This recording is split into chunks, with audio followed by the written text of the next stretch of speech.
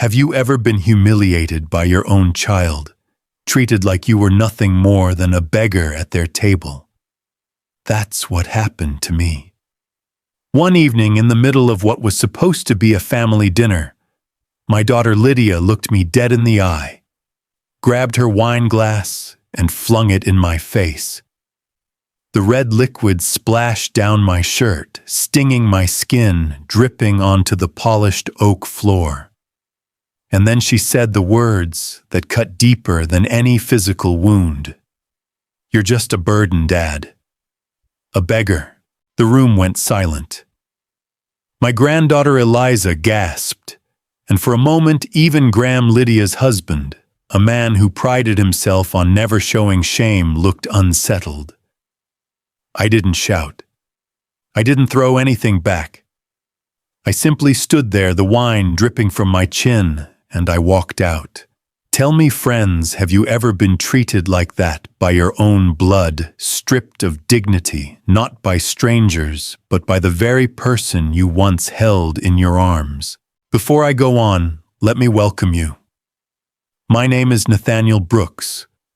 I'm 65 years old, and for the last 20 years, I've lived in Savannah, Georgia. Not in some mansion by the river like my daughter and her banker husband, but in a modest second-floor apartment above an antique shop with my cat Milton for company. It's not much, but it's home. That night, as I scrubbed the wine from my shirt in the sink, I found myself whispering a prayer I'd prayed too many times before. Lord, help me. Help me remember that my worth comes from you, not from their opinions. I wasn't always invisible. Once upon a time, I was a respected document examiner. My life's work was authenticating manuscripts, contracts, and historical papers. I spent years bent over faded parchment, breathing in the smell of old ink, tracing the signatures of men who'd built nations. But 2 decades ago, one scandal changed everything. The Madison Papers, that's what they called it. I swore they were authentic. I defended them with every ounce of my expertise. But the board of directors at the auction house I worked for branded them a forgery. I lost my job. I lost my reputation. And in the eyes of my daughter, I lost my dignity. Time has a cruel way of hardening people's hearts. Lydia was 17 when the scandal hit. She chose her mother's side, and when her mother passed, she clung to her husband, Graham, a man who saw me as little more than a failed relic. So I lived quietly. I taught a few private collectors, restored antique Bibles and hymnals for church archives, and earned just enough to pay rent. I read scripture in the mornings, made strong black coffee, and walked Milton through the courtyard. My life was simple, humble, and though Lydia never believed it, peaceful, until the email arrived. It was a Tuesday morning. I was halfway through my second cup of coffee, the bay window open to let in the Savannah breeze, when my phone buzzed. Most emails I get are spam or newsletters I never remember subscribing to. But this one had a subject line that made my hands tremble: confidential invitation from the American Faith and Heritage Institute. I opened it. "Dear Mr. Brooks," it began. "The Institute is seeking an expert to evaluate a recently discovered collection of founding documents. Your methodology during the Madison Papers case has come to our attention. We believe you were right then. We would like to offer you a confidential position, effective immediately, with compensation of $63,000 per month." I stared at the screen, my breath caught in my throat. $63,000 per month for a year-long contract. That was more money than I'd ever seen at once in my entire career. But it wasn't just the money. It was the vindication. After decades of whispers and ridicule, someone finally said the words I had waited to hear: "We believe you were right." I whispered another prayer, softer this time. Thank you, Lord. Maybe you didn't forget me after all. If you're watching this, let me know in the comments where you're tuning in from. And don't forget to subscribe for more family stories that prove dignity never dies. That morning, after reading the email 3 times over, I set the phone down on my old mahogany desk. My knees ached as I stood, but my heart was pounding like I was 25 again. $63,000 a month. For years, I had clipped coupons, stretched every dollar, and thanked God for simple meals of beans and cornbread. Suddenly, the Lord had placed before me a door I thought was long sealed shut. I looked around my apartment, the same second-floor walk-up I had rented for almost 15 years. The paint was peeling on the windowsills, and the refrigerator hummed louder than a Sunday choir, but it was mine. Every corner told my story, shelves stacked with worn history books, a framed reproduction of Vermeer's Girl with a pearl earring, and the sturdy oak chair I'd repaired a dozen times. It wasn't glamorous, but it was home. Milton, my smoky gray cat, brushed against my leg with his usual demand for breakfast. I chuckled, pouring kibble into his bowl. "There you go, old friend," I said. "You've been more loyal than most." He purred in agreement, and I couldn't help but think sometimes God sends comfort in small, furry packages. Outside my bay window, I saw my neighbor Margaret Hale, a retired schoolteacher, pruning roses with her wide-brimmed hat shielding her from the Savannah sun. She spotted me and called out, "Morning, Nathaniel, got coffee on?" I raised my mug in salute. Always. For years, Margaret and I had played chess on Thursday evenings, shared scripture on Sundays, and kept each other company in the long stretches of widowhood. She knew about my scandal, my estrangement from Lydia, and she never judged. If anyone would understand what this email meant, it would be her. But the Institute's message had been clear confidentiality. So I kept it close to my chest for now. The phone rang, suddenly jolting me. Lydia's name flashed across the screen. My stomach tightened. She rarely called unless she needed something. I forced a cheerful tone. "Hello, Lydia? Daddy, did you forget?" Her voice was sharp. "You promised to take Eliza to her orthodontist today. Graham's tied up at work and I can't leave early again." My heart sank. Eliza, my bright, curious granddaughter. The one person in that family who still looked at me with love instead of contempt. "I'm sorry," I said gently. "Something important came up. I've been offered unexpected work, serious work." Silence, then a bitter laugh. "Another one of your so-called lifetime opportunities. Dad at your age chasing ghosts won't pay bills. Eliza needs stability, not fairy tales about dusty old papers." "This isn't a fairy tale, Lydia," I said firmly. "It's a contract from the American Faith and Heritage Institute. They want me because of my experience with the Madison papers." Sure, she muttered with condescension. "Anyway, Graham will take her. He doesn't trust that ancient Buick of yours. Last thing we need is you breaking down with Eliza in the car." The words stung. My Buick was 15 years old, yes, but I cared for it meticulously. It had never once left me stranded. Still, I bit back my pride. "Tell Eliza I'll call her tonight," I said. "If you remember," Lydia shot back, and then the line went dead. I set the phone down and rubbed my temples. The same daughter I once rocked to sleep with Bible lullabies now saw me as nothing more than a burden. I whispered, "Lord, give me patience." Moments later, there was a knock at the door. Margaret stepped in with her gardening gloves still on. "You look rattled," she said, setting down a basket of roses. I poured her coffee and told her about the Institute's offer, lowering my voice. Her eyes widened. 63,000 a month, Nathaniel, that's providence. After all you've endured, maybe God is restoring what was stolen. I smiled faintly. Or maybe he's testing whether I'll let money corrupt me. Margaret placed her hand on mine. No, friend. Money only reveals what's already in a person's heart. And your heart is rooted in scripture and truth. Her words steadied me.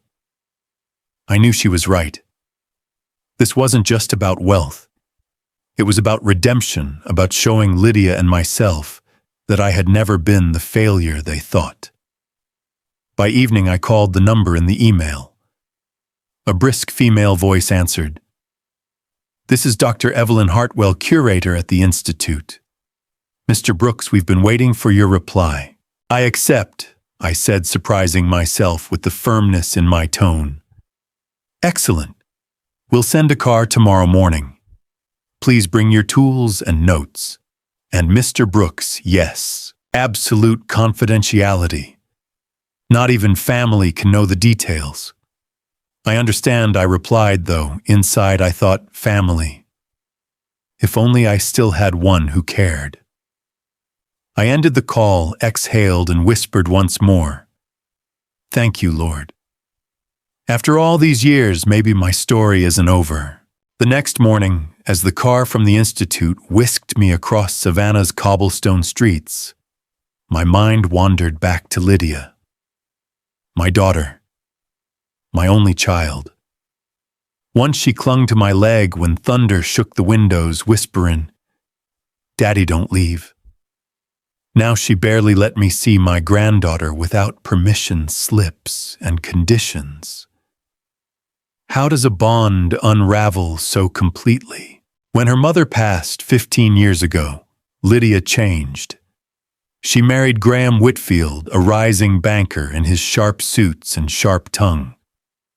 From the very beginning, he looked at me like I was a liability. In his world, success meant numbers in a portfolio, houses on the riverfront, imported cars gleaming in the driveway. I was none of those things. To him, I was just a relic, an old man clinging to his dusty books. And Lydia, well, she absorbed his scorn like rainwater into dry ground. Soon she echoed his words, repeating that history was impractical, that my scandal with the Madison papers had ruined more than my career. It had ruined her reputation too, she said. I remember one Thanksgiving years back. I brought a pumpkin pie I'd baked myself, something her mother always loved. Graham barely looked at it before saying, Next time just bring a bottle of wine. Less effort for everyone. Lydia laughed politely, not realizing, or perhaps realizing too well, that her silence cut deeper than Graham's insult. Eliza, though sweet Eliza. 15 now, all curiosity and courage. She has my stubborn chin and her grandmother's gentle eyes. Unlike her parents, she loves history. I've watched her eyes light up when I told her about George Washington's letters, or when I showed her how to handle parchment without oils from the skin. She'd sit for hours, absorbing every word, and that is exactly why Lydia and Graham began to push me out. Dad, Lydia said on the phone not long ago, her voice crisp like a lecture. Eliza can't spend every Saturday buried in books with you. She needs math tutoring, career prep. Graham says law or finance. Something with a future. A future I had asked. Since when is curiosity not part of a future? Since when is learning the story of our nation a waste? Her sigh on the other end of the line was heavy. Since we decided we don't want her ending up like you. Like me. The words landed like stones. To her, I was a cautionary tale, a reminder of what failure looked like. That memory replayed in my head, The first time the Institute's car dropped me off at home. Milton was waiting by the door, meowing as if to remind me I still had someone who needed me. I set down my briefcase, stroked his fur, and whispered, "At least you don't judge me for what I earn." Later that week, I heard the truth from Eliza herself. She called after dinner, her voice hushed. Grandpa, Mom, and Dad were arguing again. "They think you're filling my head with impossible dreams. They said you're a bad influence. A bad influence." I repeated, stunned. "Yes," she whispered. "Because I told them I want to study history in college. I want to be like you." I sat down hard on my chair, tears stinging my eyes. Eliza listened to me. "Don't ever be ashamed of loving truth. God gave you that fire for a reason, and no one, not even your parents, can take it away." Her voice cracked. "I know. But they're talking about limiting my time with you. I don't want to lose you, Grandpa." "You won't, I promised, though."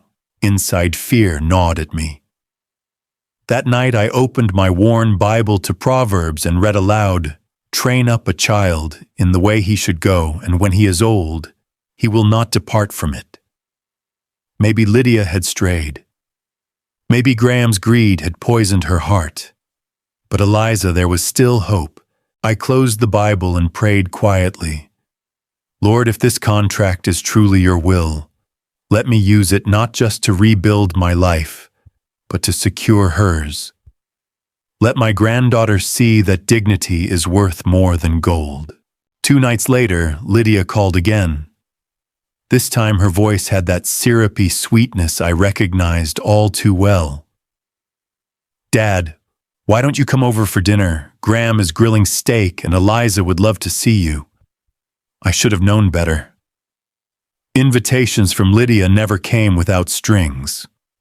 But the thought of seeing Eliza outweighed my suspicion, so I agreed. When I arrived, their house gleamed with polished marble floors, chandeliers, and the faint scent of lavender candles. Graham answered the door in a tailored navy suit, even though he was off work. That man couldn't relax if his life depended on it.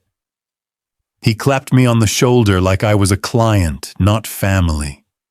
"Nathaniel, glad you could make it." We sat at the dining table, a spread of steak, asparagus, and scalloped potatoes laid out like a magazine ad. Eliza rushed to my side, hugging me tightly. "Grandpa, I've been reading that biography you gave me. Did you know Jefferson wrote over 19,000 letters? Her enthusiasm made my heart swell." But Lydia's sharp glance cut the moment short. "Eliza, sit down. Let's not bore everyone with trivia." I bit my tongue. Dinner had only just begun. Halfway through the meal, Graham leaned back in his chair, sipping his wine. "So, Nathaniel, we've heard rumors. Something about you taking on work." I set my fork down. "Yes, a confidential contract with the American Faith and Heritage Institute. It's serious work, and it pays well." Lydia's eyes flickered with sudden interest. "Pays well? How well? It's not something I can discuss in detail," I replied carefully. Graham chuckled low and skeptical. "Come on, Nathaniel. We're family. Surely you can trust us with a ballpark figure." Eliza looked between us nervously. "Grandpa doesn't have to tell you that," she said. Lydia's tone sharpened. "Eliza, stay out of this." Then she turned back to me, her smile tight. "Dad, you know Graham and I are stretched thin. Private school, tuition, the mortgage, student loans. Every month, it's a battle. If you finally found a steady income, maybe you could help us. Just a little." There it was, the real reason for the dinner. I leaned back, feeling the weight of the moment. "Lydia, I've lived on almost nothing for 20 years. I've learned to trust that God provides. But this contract is not about rescuing you from poor financial choices. It's about redeeming my name. Her face hardened. Redeeming your name. What about redeeming your family? Don't you think you owe us after everything? Owe you, I asked, stunned. I gave you everything I could when you were growing up. Your college tuition, your wedding, the down payment on this very house. And now you speak to me as if I'm your bank. Eliza suddenly burst out, Grandpa already helped me. He gave me a book set, and it's amazing. He believes I can study history. History. Graham cut her off, slamming his palm lightly on the table. No, young lady. You will study law or finance, something with a future, not chase after dusty old manuscripts like your grandfather. The air went cold. Lydia nodded in agreement, her voice sharp as glass. Eliza, your grandfather's path is exactly what we don't want for you. Struggling, disrespected, forgotten. You will not waste your life like that. I clenched my fists under the table. Their words were meant to wound me, but the worst part was hearing them crush Eliza's spirit in the same breath. Her eyes welled with tears, but she bit her lip, refusing to cry in front of them. I reached across the table, resting my hand gently over hers. Don't let anyone tell you that love of truth is worthless, I whispered. Lydia's chair screeched as she stood abruptly. Enough. This dinner is over. I left that night with my heart in pieces. Not because of their greed, I had expected that, but because I saw clearly, perhaps for the first time, that Lydia no longer recognized me as her father. To her and Graham, I was either a burden or a bank, nothing in between. And as I walked back to my old Buick under the shadow of their grand porch lights, I prayed silently. Lord, show me how to stand. Show me how to protect Eliza's flame when the world tries to smother it. The breaking point came a week later. Lydia had invited me again, though by then I knew better than to expect anything warm. She said it was a casual Sunday lunch, but the moment I stepped into their dining room, I could feel the tension humming like a live wire. The table was set for 4, Lydia, Graham, Eliza, and me. A roast chicken sat in the center, still steaming, but there was no scent of welcome. Lydia's eyes were sharp, her lips pressed tight. Graham gave me that same banker's smile, the kind that never reaches the eyes. We ate in silence for a while, broken only by the clinking of forks. Eliza tried to lighten the mood, chatting about her history project on the Federalist Papers. She turned to me with a hopeful grin. Grandpa, can you help me check my notes later? I want to get the details right. I smiled back. Of course, darling. We'll go through them together. That was when Lydia slammed her fork down. No, you won't. Eliza froze. Mom, enough, Lydia snapped. I won't have him filling your head with fantasies about being some underpaid historian. You need to focus on real subjects, law, medicine, finance, not this nonsense. My chest tightened. Nonsense, Lydia, truth is never nonsense. History teaches us who we are. It keeps us from repeating our worst mistakes. Graham leaned back, smirking. Says the man who staked his career on a forgery and lost everything. I felt the words cut deep, but I held my ground. That forgery, as you call it, is now under review. The Institute believes I was right. They've trusted me with their most valuable collection because they know my integrity. Lydia let out a bitter laugh. Integrity, Dad? You can barely pay your rent. You've been living like a pauper for 2 decades. And now you want to drag Eliza down the same path. Eliza's voice shook. Mom, stop, Grandpa isn't. But Lydia was already on her feet. Her hand shot out, grabbing her wine glass. Before I could move, she flung the contents across the table. The red liquid splashed my shirt, warm and stinging against my skin. You're nothing but a beggar, she hissed. Stop poisoning my daughter with your delusions. The room went dead silent. Eliza gasped, her hands flying to her mouth. Even Graham looked momentarily taken aback, though he quickly masked it with a shrug. I sat there dripping, staring at the daughter I once cradled through fevers, the girl I once carried on my shoulders through county fairs. Now she stood before me, her face twisted with contempt, calling me a beggar in my own granddaughter's presence. For a moment, anger surged hot in my veins. I wanted to shout, to remind her of every dollar I'd spent on her education, every night I'd stayed up when she was sick, every sacrifice her mother and I had made. But then I caught Eliza's eyes, wide, trembling, filled with tears. If I shouted, if I retaliated, I would only teach her that cruelty breeds cruelty. So instead, I took my napkin, wiped the wine from my chin, and stood. My voice was steady, though my heart thundered. Lydia, one day, you'll realize that calling your father a beggar says more about you than it does about me. I turned to Eliza, softened my tone. I'll see you soon, my dear. And then I walked out. Outside, the sun was blazing, but I felt cold. My hands shook as I opened the door of my Buick. I sat behind the wheel, gripping it until my knuckles whitened. For a long moment, I couldn't breathe. The humiliation burned, but beneath it was something else, resolve.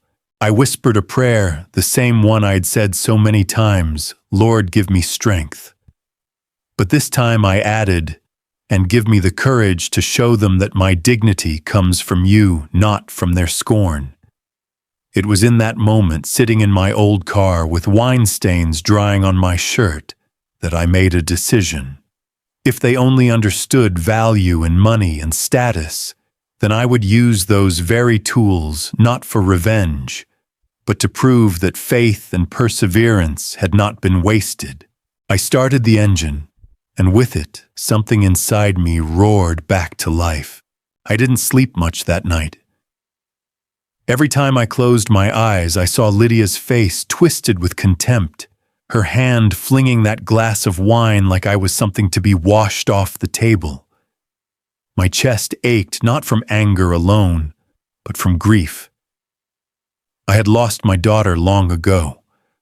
I just hadn't wanted to admit it. But as dawn broke over Savannah painting the river gold, another feeling stirred in me, resolve.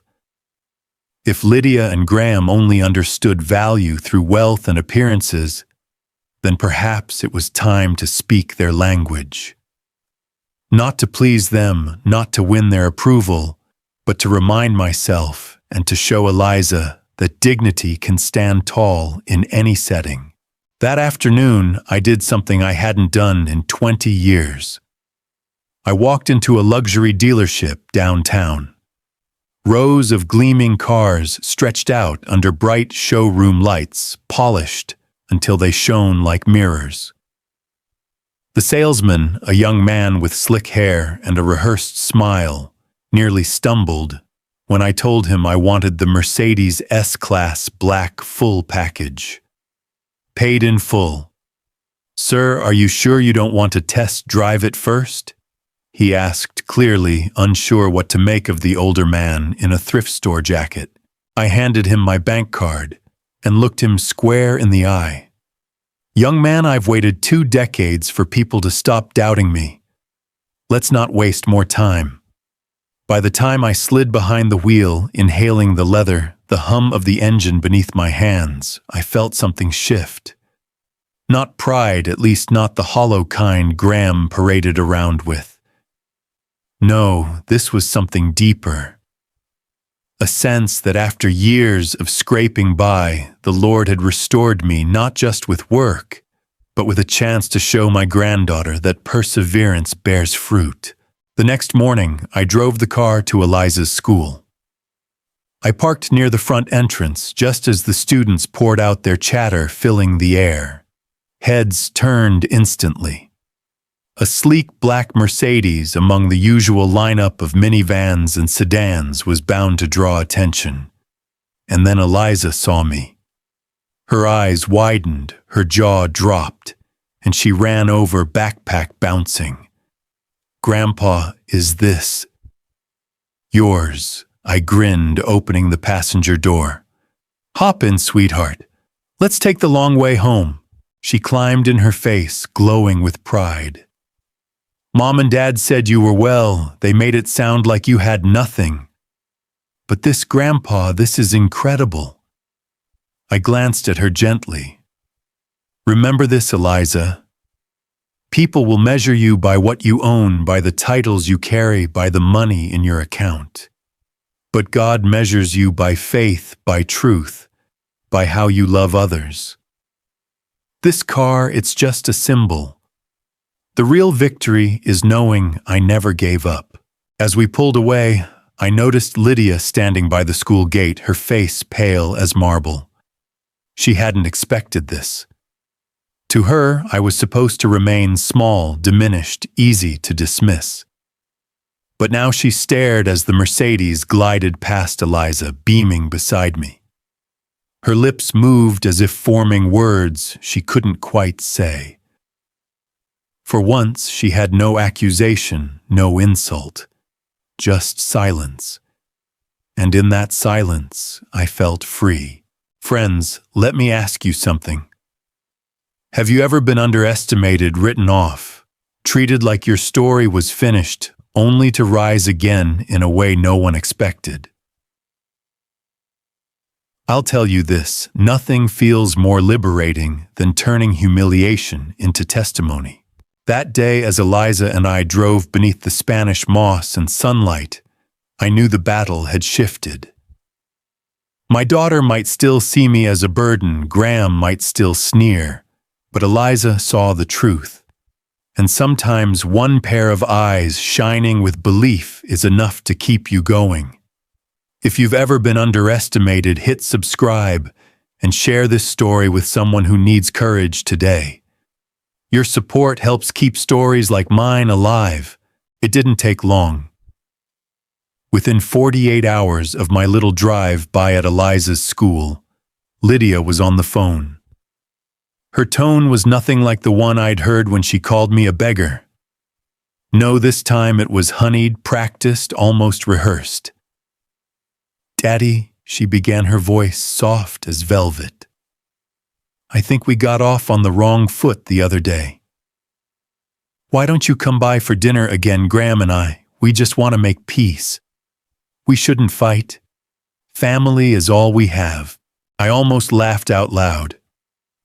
Where was this tenderness when she was throwing wine in my face? Where was this concern when she told Eliza I was poisoning her mind, but I kept my tone measured? "I'll think about it, Lydia." And I did think about it.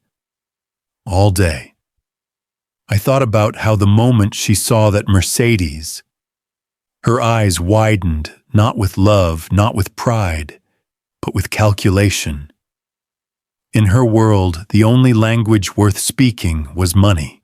Sure enough, when I did visit a few days later, partly to see Eliza, partly to gauge just how far they'd go, the mask slipped almost immediately. Graham greeted me like a long-lost friend, slapping my back, pouring me a glass of his best bourbon. He even called me Dad, a word he had avoided for nearly 2 decades. "Dad, we've been thinking," he said smoothly, leaning forward over the dining table. "You've been given this incredible opportunity, and we couldn't be happier for you. But let's be honest, you shouldn't be carrying all that financial responsibility alone. Why not let us help? We could invest your earnings, double them in a few years." Imagine the legacy you could leave for Eliza. Legacy. That word again. Funny how it only came up when there were dollar signs attached. Lydia chimed in quickly, her smile plastered on. Yes, Daddy. We were harsh before and I regret it. Truly.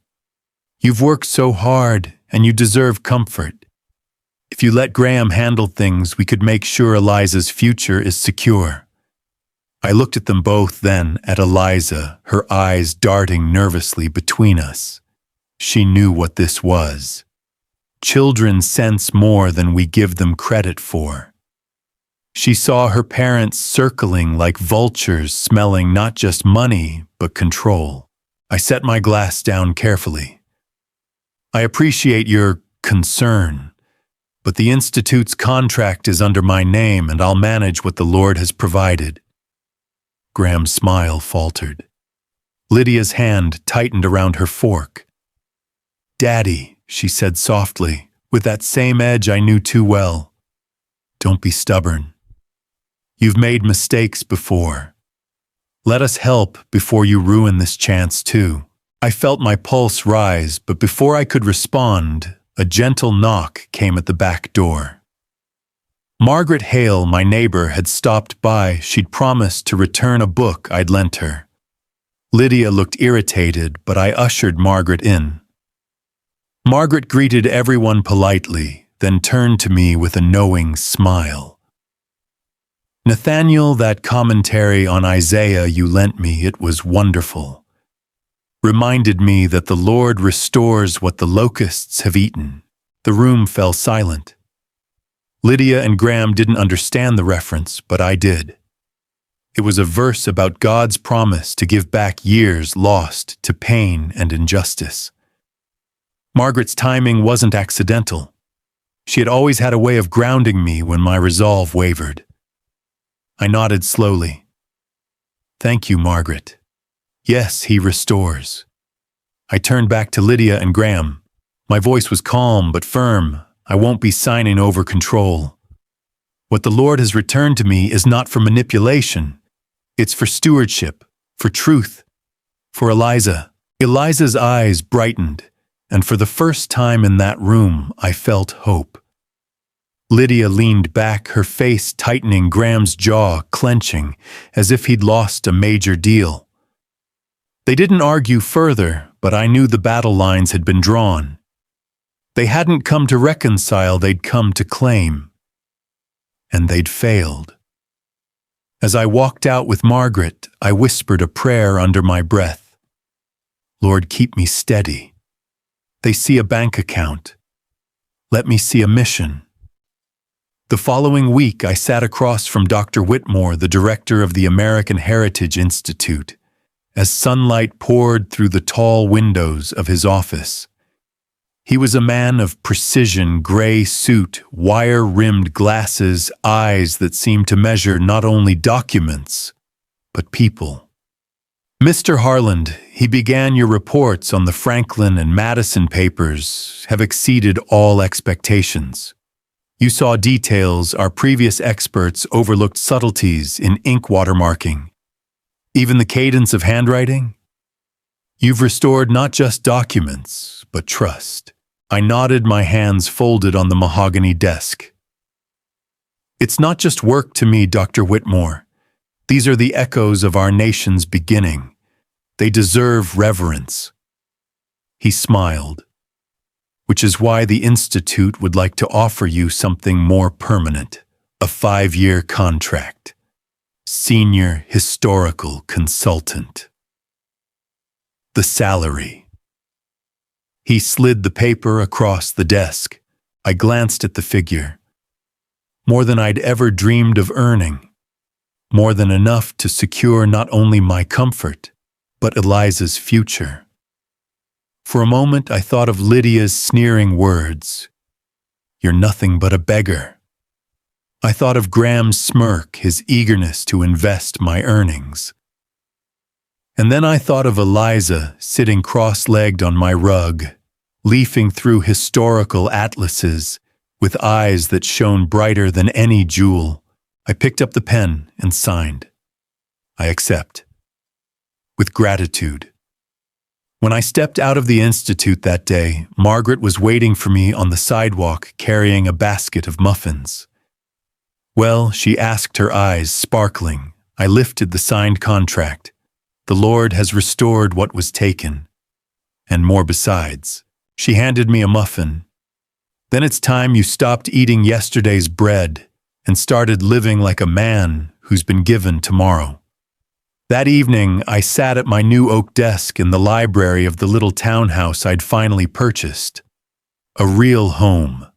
High ceilings, wide windows, a sunlit room for reading and prayer. Shakespeare the cat had already claimed the armchair near the fireplace as his throne. I called my financial advisor, a patient man named Mr. Ellison. I want to establish an irrevocable trust, I told him. For my granddaughter Eliza. Funds to be released when she turns 18 and only for educational purposes. Her choice of study, her choice of school. No interference from anyone. Not even her parents. He cleared his throat. Mr. Harland, are you certain you want to exclude the parents as trustees? Yes, I said firmly. Absolutely certain. This is for Eliza and Eliza alone. I won't let anyone use her as a pawn. We spent 2 hours finalizing the details. By the time I set down the phone, the trust was established, its foundations as secure as the granite courthouse where the papers were filed. Later that night, Eliza visited. She curled up in the big leather chair, sipping cocoa, her eyes roaming the shelves, already half filled with books. Grandpa, this place feels like you, she whispered. Like a real scholar's house. I smiled. That's because it's built on truth, not appearances. I slid an envelope across the table. Inside are papers that guarantee your future no matter what anyone else says. You'll have the freedom to study what God put in your heart. She opened it, skimmed the words, then looked up with tears welling in her eyes. Grandpa, you mean I can go to college for history without Mom and Dad stopping me? Yes, sweetheart. When you're of age, it will be your decision. No one else's. She leapt up and hugged me, whispering, Thank you. Thank you. I won't waste this. In that moment, I felt the quiet joy of stewardship, not just of old manuscripts, but of something more fragile and precious, a young soul's calling.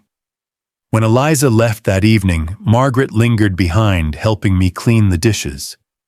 She set a hand on my shoulder. You've done what many fathers and grandfathers never managed, Nathaniel. You've drawn a line. Not in anger, but in love. I nodded slowly. For years, Lydia and Graham tried to define me by my failures, by what I lacked. But God has given me more than money. He's given me the wisdom to protect the one who still believes in me. I looked out the window into the night, the city lights flickering like distant candles. My heart was steady. The battle with my daughter and son-in-law wasn't over. They would test my resolve again. But the contract was signed, the trust was sealed, and my faith was firm.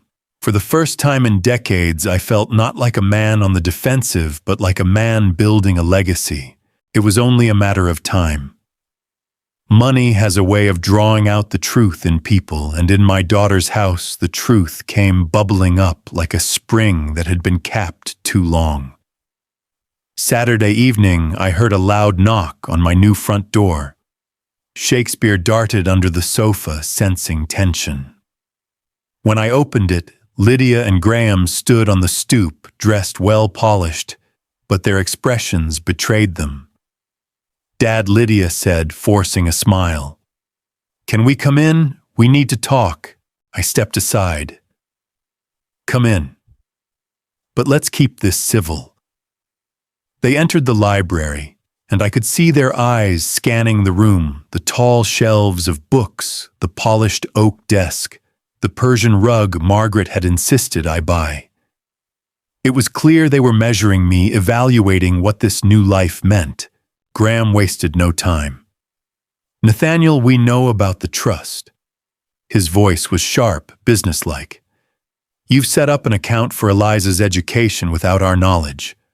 That undermines our parental authority." I sat down slowly, letting the silence stretch before I answered. "Yes, I did. Because I know you'd try to redirect those funds into your own ventures. This way the money can't be touched by you or anyone else. It belongs to Eliza's future." Lydia's face flushed red. "How dare you? We are her parents. You had no right to make such a decision without us." I folded my hands. I had every right. It's my money, my stewardship. And God has made it clear to me that I must safeguard Eliza's calling. If He has placed a love of history in her heart, who am I or you to take it away? History. Graham scoffed.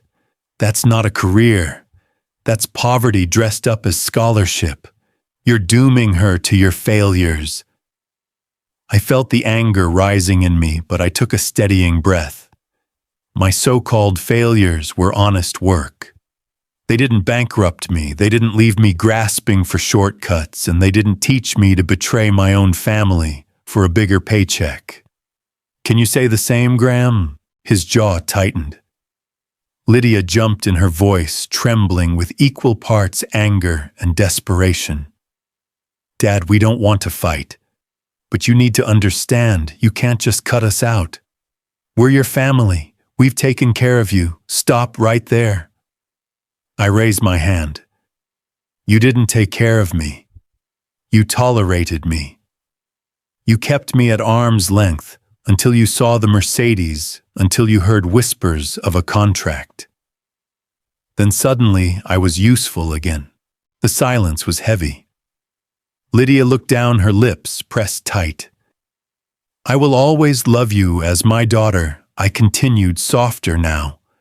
"But love does not mean blind obedience. Love does not mean giving you the keys to my life so you can strip it bare. I've worked too long, prayed too hard, and waited too many years for this restoration to hand it over to people who only see dollar signs." Graham leaned forward, his voice low and sharp. "So that's it then? You cut us out? You keep Eliza under your spell and leave us with nothing?" I met his stare. "No, that's not it. I'm leaving the door open for reconciliation, but only if it's real, only if it comes without conditions, without demands, without manipulation. Until then, yes, you are cut off.